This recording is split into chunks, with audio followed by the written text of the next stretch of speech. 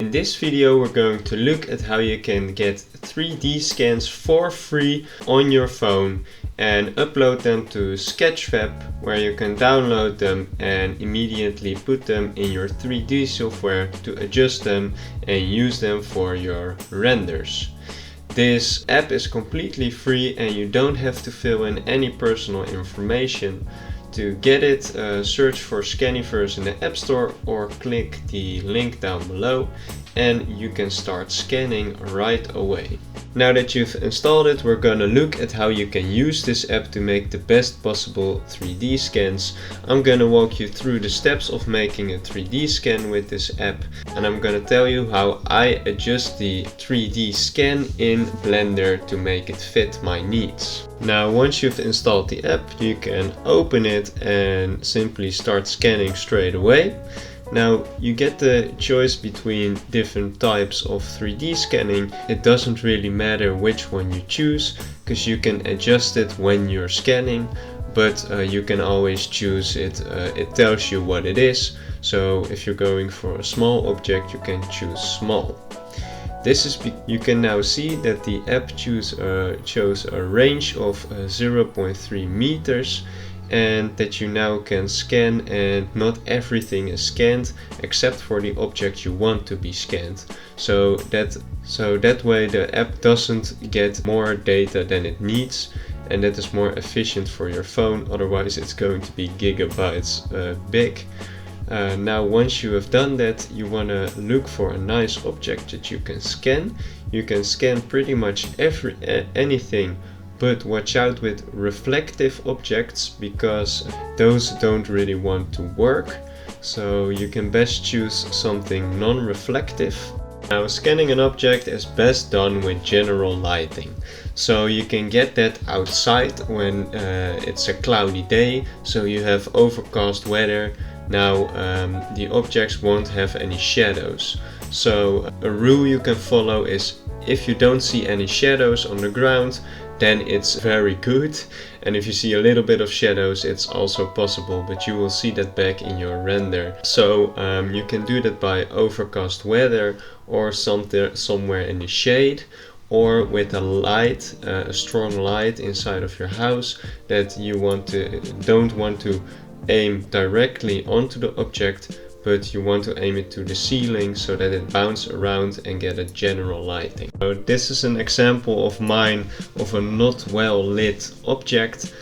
So you'll see in the render engine that it doesn't look good. You got some weird shading issues because it was underexposed, so not enough light, and you got a bit of a already shadow underneath on the jackets. So make sure that you have a general, well exposed, so good light and no shadows.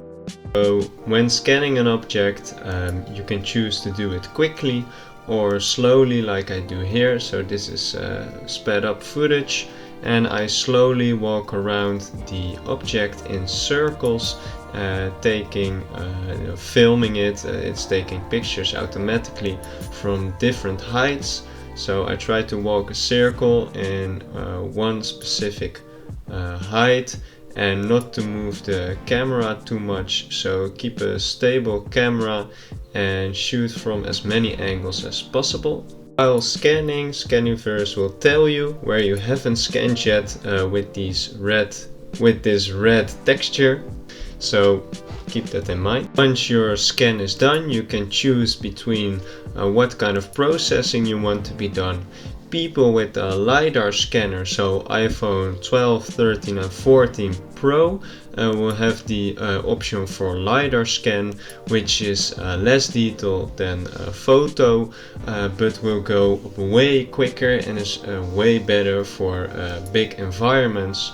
So for small objects you generally pick a photo scan, and Scaniverse is good at advising you what's best in what situation. You can also choose to save your draft so you can process it later. Just remember that a draft takes up more space than a processed scan.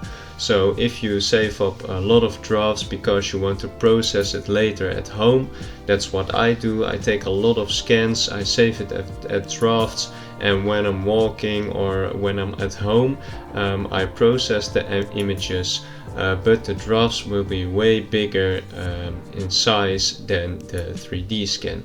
Now, depending on the amount of images you took, Scaniverse will start processing. So I also have another scan of the other shoe, and that one I took just a few photos, and you'll see how long that took and the result of that in a second. So the second one ended up only taking 2.5 minutes to generate, and it ended up looking very good as well. So here's the other model, 5 minutes, and this is 2.5 minutes. You can see in some places that the 5-minute one is better, but you see that Scaniverse is pretty good at making a model with just a couple of photos. Now, the more detailed, the more photos you'll need to take, so keep that in mind. Now, when the scan is done, you can save it or choose another mode if you're not happy, and save the raw data, so the draft if you want as well. That way you can process the image in different mode. Then you can edit your 3D scan once you're done.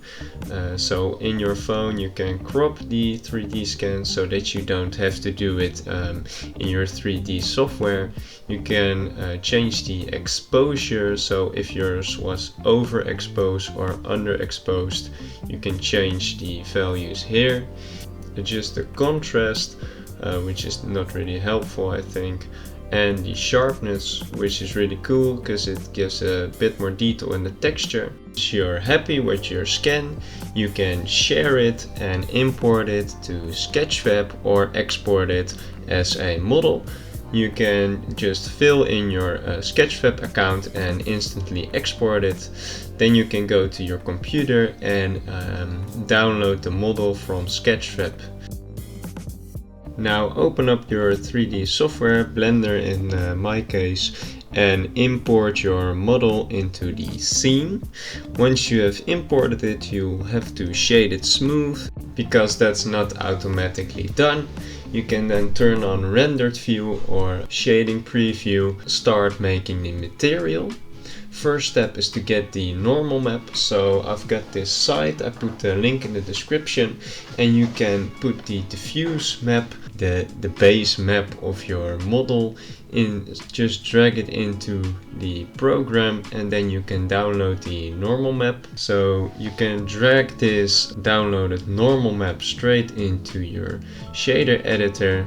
So open up a shader editor and drag your normal map into the editor. Set it to non-color since it's a normal map, and plug it into a normal map node. Then you can plug it into the normal. Then you have got your normal map, and now your model interacts a bit better with the lighting. Just the strength to get the desired result.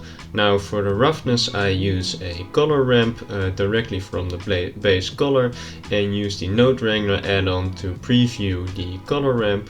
The black values will be completely smooth, so I try to avoid those and make it very rough, the model. So I just tweak these around to get a little bit of roughness variation in the model. That was it for this video. Now you can use your app to make infinite amount of 3D scans. I am planning on making a video and releasing all of my 3D scans together with some of homemade models, and these models I want to give away once I hit 500 subscribers on YouTube, and I also want to do some other stuff when I hit that mark.